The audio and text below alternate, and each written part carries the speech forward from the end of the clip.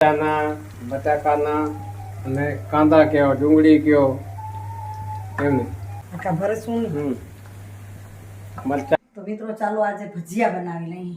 વરસાદ ખૂબ વરસ્યો, હવે આજે ભજીયાની મોજ કરીએ.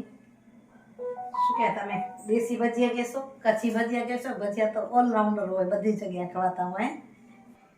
જો અહીં બેસન લઈ લીધું, સ્વાદ અનુસાર નમક નાખી દઈએ.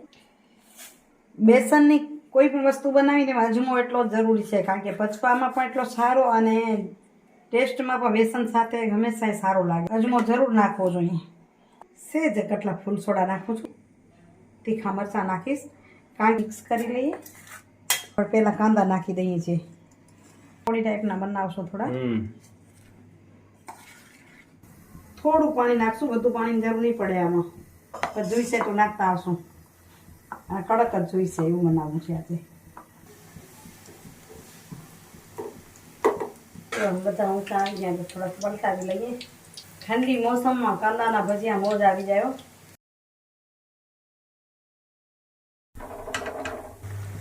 આ બાજુ જો બટાકાના થઈ ગયા તૈયાર.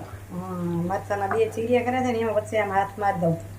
આખા ભરસું મરચાના, બટાકાના અને કાંદા કયો, ડુંગળી કયો, એમને ભજીયા ખાવા. કાંદા, બટેટા, મરચાં સાથે ખજૂર આંબલીની ચટણી ખાવાના છે. તમને જેમ ભાવે એમ, કેમ ખાવ છો એમને કહેજો.